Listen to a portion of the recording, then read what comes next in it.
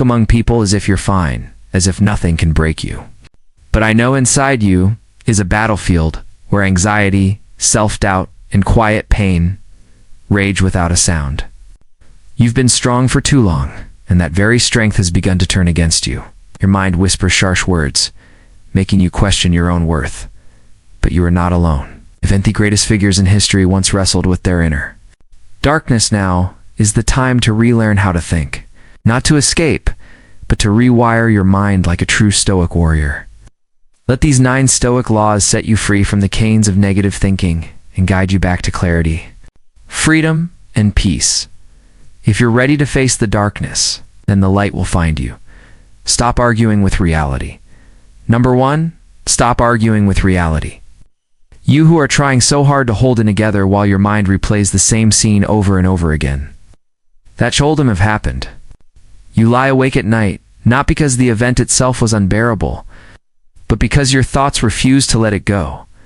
You argue with reality in silence, as if by sheer resistance you could reverse what already is. How? But you know deep down you can't. This is the hidden root of our suffering. It's not the event, but our refusal to accept it. Not the heartbreak. It's not the failure. Not the betrayal, but the belief that these things shouldn't have occurred. This resistance is the seed of negative thinking. It grows silently, wrapping its roots around your peace, feeding on your denial. And yet, reality doesn't ask for your permission. It doesn't wait for you to approve or agree. It simply unfolds. The Stoics saw this clearly. They didn't teach us to enjoy pain or pretend to be everything. It's fine. Instead, they handed us a quiet, powerful truth. Don't seek to have events happen as you wish, but wish them to happen as they do happen, and all will be well with you, Epictetus. At first glance, it may seem like surrender, but read again. This isn't weakness. It's wisdom. What Epictetus invites us to do is not to become numb, but to become real, to align our minds with what is, not what we wish it were. Because Oncio stop demanding the past to be different, you free up all that energito, face the present with clarity. Imagine this: 2 people caught in Thesim storm. One stands in the rain, screaming, "This shouldn't be happening." The other quietly pulls out a raincoat and begins to walk. Which Onedo you think suffers more? The storm doesn't change for either, but suffering multiplies for the one who resists. Life is the same. You can rage against it, or you can accept it and move forward with grace. This is the practitia emerati, the love of fate, not the naive celebration of misfortune, but the deep, radical act of saying, "This is mine. I didn't choose it, but I will use seat." So when you fail the exam, or the relationship ends, or the opportunity slips away, you don't collapse into self-blame. You ask, what is this here to teach? This shift is not instant, but it is powerful. It is in this shift from resistance to response that transformation begins. Because peace isn't found in trying to control everything. Peace is found in choosing your next step, even when the ground beneath you has changed. Stop arguing with reality. It's a fight you'll never win, and you'll need to. You only need to accept what is, and then ask with courage and clarity, what will I do with this now? Because you don't need a perfect life to have peace. You only need the willingness to meet life on its own terms with grace, with wisdom, and with unshakable heart of a Stoic. Number 2, your environment feeds your environment feeds your inner dialogue. Inner dialogue. Your negative thoughts aren't just a product of who you are. They're a reflection of what surrounds you. The voices in your head didn't appear overnight. They were planted, watered, and nurtured by the people you let into our life, the content you consume every day, and the habits you've unknowingly light-pripped for years. No one is born drowning in self-doubt or anxiety. We learn it from the chaos we sit in too long. You see, the mind is not an isolated temple. It is a mirror, and what it reflects depends entirely on what you place in front of it. Live among noise, and your thoughts will equate. Stay too long in drama, and your inner dialogue becomes a script off suspicion and fear. Surround yourself with cynics, and you'll start to question the goodness in yourself and in others. The environment you choose is not neutral. It is either healing you or harming you. There is no in-between. Seneca, the Stoic philosopher, once said, "Associate with people who are likely to you. Welcome those whom you yourself can improve." This isn't just about social circles. It's about mental hygiene. Just as you wouldn't walk into a room full of smoke and expect to breathe clearly, you can't stay in toxic environments and expect your thoughts to remain pure. Seneca was urging us to curate our company, not for comfort, but for claritito. Protect the sacred space of the mind by surrounding it with energy that uplifts rather than pollutes. And yet we often allow our environmento poison us silently. The friend who always complains, gossips, or belittles others. Teach your brain to think in terms of scarcity and judgment. The Instagram feed full of perfectly filtered lives, it whispers to your insecurities and amplifies your sense of lack. A cluttered desk, the misère room, the background noise, they don't just stress you out. They fragment your attention and bury your intuition under layers of static. But here's the truth. You cannot kill negative thoughts while feeding them every day. You can't expect mental peace if you're constantly swimming in emotional pollution. Your outer world is shaping your inner world, whether you're aware of it or not. So the question is, what are you allowing in? Take a moment, ask yourself, who drains me? Who calms me? What content lifts me up? What quietly tears me down? Does my space make me feel focused or fragmented? This is the beginning of the Stoic way of life. It's not a theory, but a discipline, a directive of simplicity and intentionality. The Stoics didn't just sit around pondering wisdom, they lived it. They curated their surroundings like anartist shapes, a canvas with care, restraint, and purpose.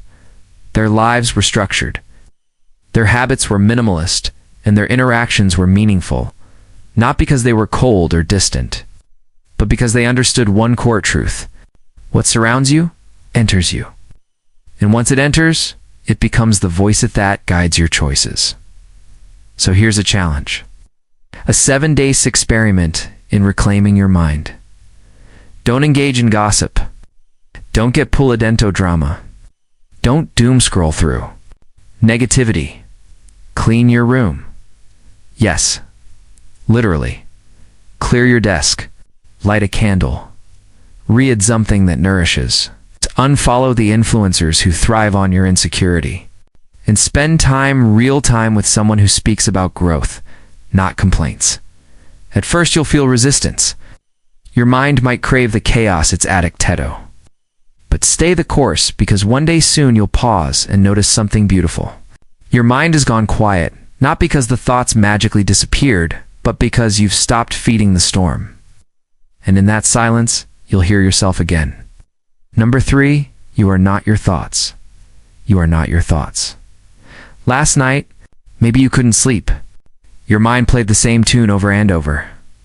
I'm not enough. I'll fail. I'm broken. Tossed, turned, tried to silence it, but it kept echoing louder each time. Maybe, just maybe, a small part of you believed it. But pause for a moment. If I told you you were not your thoughts, that simple sentence has the power to crack open everything you thought you knew about yourself. Because most of us grow up by living thought.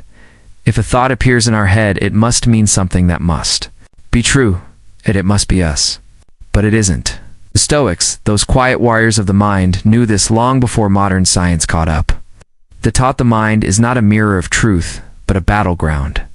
It's constantly flooded with impressions, emotions, fears, and memories. But none of them define you. Marcus Aurelius, emperor and philosopher, wrote, "You have power over your mind, not outside events. Realize these, and you will find strength."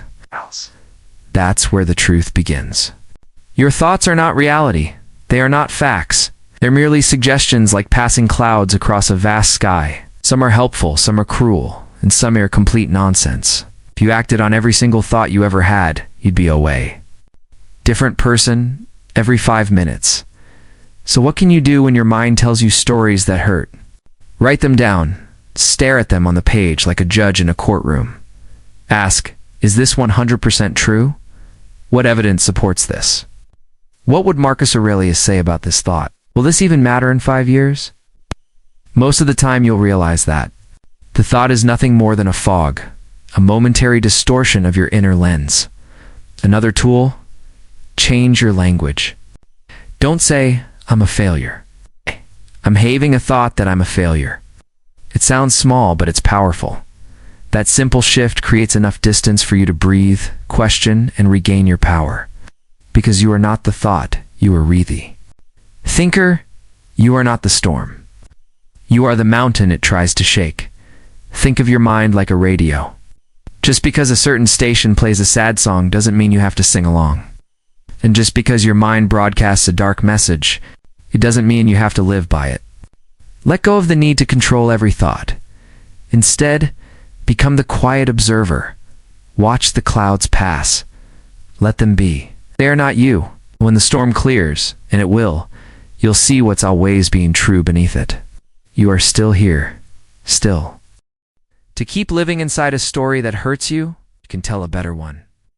And the very time you do, you step closer to the freedom the Stoics spoke of.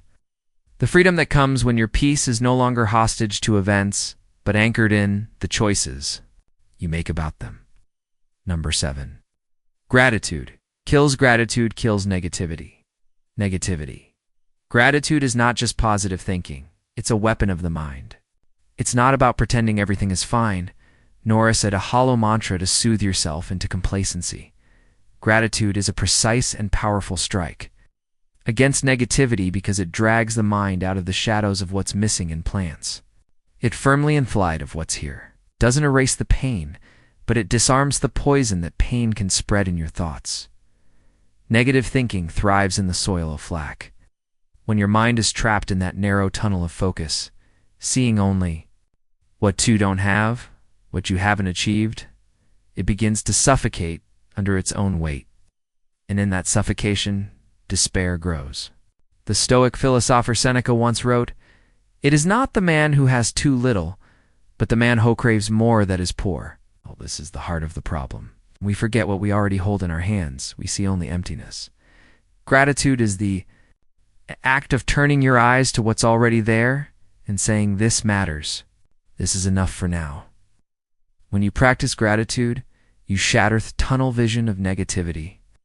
Problems, by their very nature, demand your attention. They feel urgent, pull you into their gravity, and before you'll realize it, they've narrowed your perception until you see nothing but thy Su itself. Gratitude cracks that shell. It forces you to step back, to widen the frame, to remember that your life is more than this one difficulty. It doesn't magically make the problem disappear, but it changes the mental terrain on which you're fighting it. And sometimes that shift in terrain is thievery thing that gives you the advantage. Gratitude also carries a deeper courage. It is not the denial of suffering, but the choice to see the light even as you acknowledge the dark. It's the quiet strength to say, "Yes, this hurts, but I still choose to see what's here." That choice doesn't diminish the reality of your pain. It elevates your resilience in the face of it. It's not avoidance, it's defiance. The opposite of gratitude is not anger, nor is it sadness. It's forgetfulness.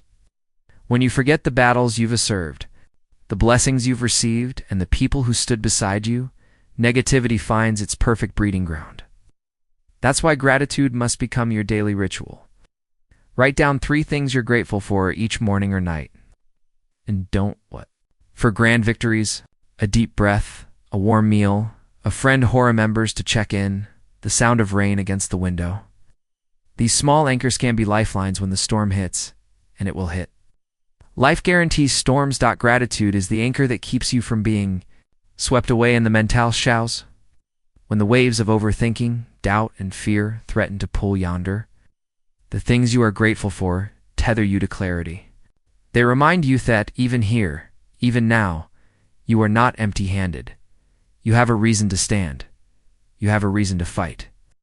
And perhaps the most important truth is this: the very fact that you are aware of your negative thoughts is proof that you are already in the path to healing. Awareness is the first cut that we negativity. You are doing better than you think, not because your life is perfect, but because you've begun the work of change. And once you start, the mind can be rewired, reshaped, and renewed. But gratitude is only one piece of this transformation. Next principle, we'll address something even deeper. Because it's not your mind that's broken, you're just tired. And the difference between the two could change everything. Number 8, you're tired, not broken. You're tired, not broken. You've been trying to figure out what's wrong with you.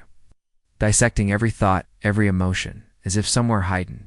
In the chaos, there's proof that you're weak, flawed, or somehow broken.